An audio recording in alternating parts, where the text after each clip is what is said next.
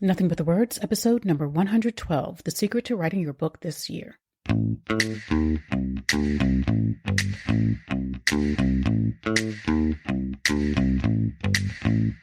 What if it's possible to finally write the book that's been on your mind for months or even years? Welcome to Nothing But the Words, the podcast that gives you tips, insights, and practical advice to write a transformative book in spite of all your doubts and fears. Writing a successful book isn't just for the lucky few. You can do it too with the right coach on your side. Now here's your host, your book coach, Candace L. Davis.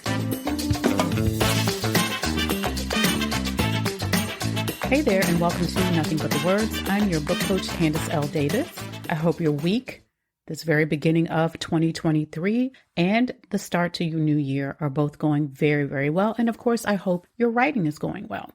Now, as we approach 2023, you probably see the same advice that I see online. It's the same advice we see year after year. Different coaches offer their unique takes on how you can reflect on last year and set goals, not resolutions, heaven forbid, for the next year.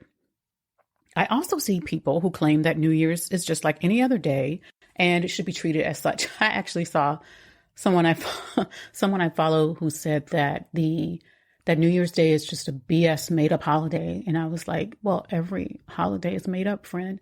But it's okay. Everybody has their own take on it. For me, New Year's Day has quietly become my favorite holiday. Don't get me wrong. I still enjoy Christmas and Thanksgiving and Easter. If you give me the chance, I will celebrate Juneteenth, Mother's Day, Father's Day, all the days. Any excuse to take some time to slow down, be with family and friends, and have a good time.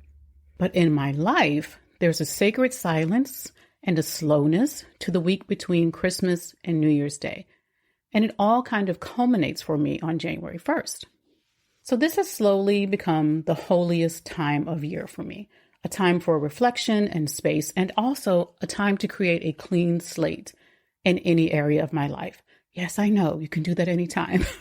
But for me, the calendar and what we have going on at this time of year makes it much more organic and easier to do it at this time of year.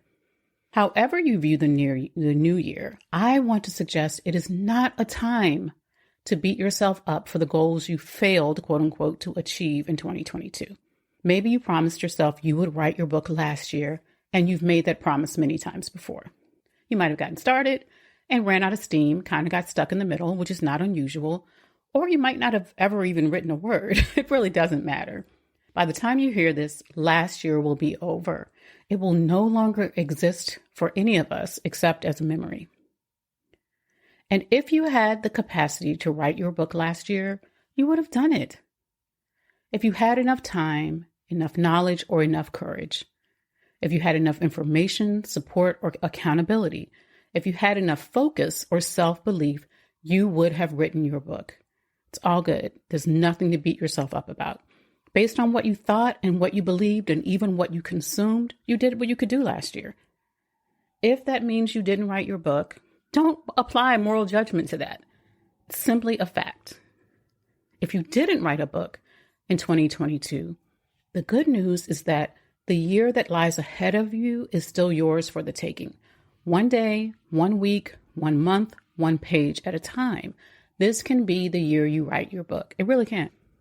So I know it's easy for me to say, right? I've written lots of books. So I'm telling you who haven't written one yet, or maybe you've written one, but you've not written the one you really want to write, that it's easy. I'm not saying it's easy, but I am saying that it's possible. And I'm going to give you a 4-step secret to make becoming an author your reality if it's what you really want. So step 1 is the easiest part.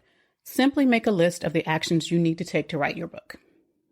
If you're not sure what those are, go back to the first 10 or so episodes of this podcast. I break them down pretty clearly for you. But for instance, your list might include choose one book idea. You got lots of book ideas, put most of them on hold and just choose one. Validate my book idea. Get to know my one perfect reader and what they want. Outline my book. Schedule my writing time and maybe even hire or work with a book coach. Very straightforward, whatever those actions are for you. And don't worry, you don't have to get everything. You can always add to this list later. Step 2 is also pretty straightforward. Schedule those actions, every single one of them. Do not, I beg you, simply create another to-do list. Instead, put each action on your calendar, not as a random event that you kind of overlook, but block that time. Set a reminder and treat those appointments with your book just the way you would treat an appointment with your coach or your client or your doctor or your boss. The third step is where the magic begins to happen, friend. Step 3 is to make a list of the thoughts you will need to believe in order to finally write that book you've dreamed of writing in 2023. So in her book, Artpreneur, my coaching client, Miriam Schulman, talks a lot about how artists need to have belief in themselves, belief in their art, and belief in their customers. She calls this the belief triad for selling art. I highly recommend her book to anyone who does creative work and to anyone who is selling anything at all, honestly. For you as an author and author in the making, you need to develop belief in yourself as an author, belief in your book as both an idea and a product, and belief in the readers who are ready and waiting to hear from you. So make a list of everything you'd have to believe about those 3 areas in order to achieve your goal of becoming a successful author. Everything that would have to be true for you. Don't filter yourself, just get those beliefs down on paper. What do you need to believe about yourself as a writer, an author, a storyteller, an expert, a voice worth hearing? What do you need to believe about your book idea and the unique value of your book? What do you need to believe about your future readers? And finally, step 4 is to practice those beliefs. Now, the trick here is to start at a level where you can really integrate the belief you're practicing, which means you can believe that it's true, right? You might not believe it all the time. You might sometimes still have doubts, but it doesn't seem impossible to you. So if, for instance, you want to believe that you're a fantastic writer, but you don't believe that, then level that belief down to something you can actually believe right now. You might practice believing instead, I'm developing my writing skills, or I'm learning to write better, or even it's possible that I can become a stronger writer. Instead of trying to convince yourself that you love writing when you really don't at this moment, you might start practicing a belief that it's possible I can start to enjoy writing, or I'm learning to find the parts of writing I enjoy. Don't try to take giant leaps in your beliefs unless you actually really can believe that next level. Studies have shown that practicing affirmations that feel impossible to you can actually do more harm than good. So you're better off baby stepping your way to your desired belief. So I used to get so frustrated when one of my coaches would say, practice believing. I'm like, how the heck do you practice believing something if you don't believe it? Well, lots of ways, Candace. So here are a few of the ways that I practice believing new beliefs. I have Post-it notes with the beliefs I'm practicing on my desk and on my whiteboard. I have, I used to use an app on Android called My Affirmations. On Apple, since I switched to iPhone under the pressure from my daughters, I use an app called, I believe it's called I Am. Any affirmation app that you can customize the affirmations will work. So you just program in the beliefs you want to believe, and throughout the day, one new belief at a time will pop up on your phone for you to read it and integrate it. I suggest reading it out loud. I also use a practice I learned from my client, Patrice Washington. She's the author of Redefine Wealth for Yourself, which is to pick one belief that you really want to integrate and write it 10 or 20 times in the morning. So I'm drilling it into my mind, sometimes 10 or 20 times again before I go to bed, especially if it's something that's brand new that I'm working on. I also speak my beliefs out loud when my unsupportive thoughts come up in my mind. So if I think, hey, Candace, you're really not doing great at XYZ, I'll respond with the new belief that I'm practicing. And I usually say it out loud. And I may look a little crazy, but like many of you, I work alone from home. And so it's fine. And it works for me. And I journal about my beliefs and the actions they inspire me to take. As you integrate a belief at one level, move up to the next level, right? Once you've got the hang of one and it feels real true to you, don't get me wrong, sometimes you're still going to have doubts. As it feels true to you and believable, you can up level to the next belief. Once you believe I can develop my writing skills and get better at writing, for example, you might practice believing my writing is getting better and better as I write my book. Find the thoughts that work for you and resonate with you as possible. So those beliefs will propel you to take the actions that you listed in your very first step in this process. Those are the 4 steps, friends. Step 1, make a list of the actions you need to take to write your book. Step 2, put those actions on your calendar. Step 3, make a list of the beliefs you need to hold in order to write your book this year. And step 4, practice those beliefs. That is the secret formula.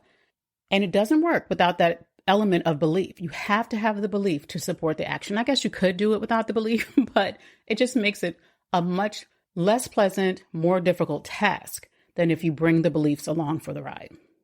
Now, I believe without a doubt that you, listening to this podcast, and anyone who has a desire to write a well-written, meaningful book, whatever that means to you, can absolutely do that.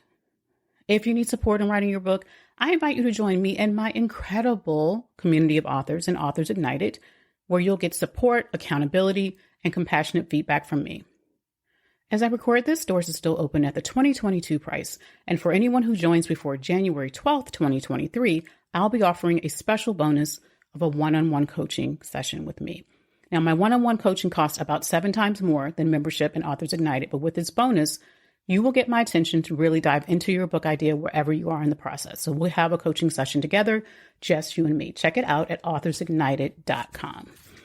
That's all for this week's episode, my friends. The first episode of Nothing But the Words for 2023, a brand new year. Thanks for listening to Nothing But the Words. I'm your book coach, Candace L. Davis, and I'll see you next time. Are you looking for more inspiration or just something to light that fire within you to finally write your book? Get my free quick guide and video, Jumpstart Your Book. This guide will walk you step by step through the process to start writing a book that can help you achieve your goals. Grab Jumpstart Your Book and watch the video at CandaceLDavis.com/jumpstart. It's free.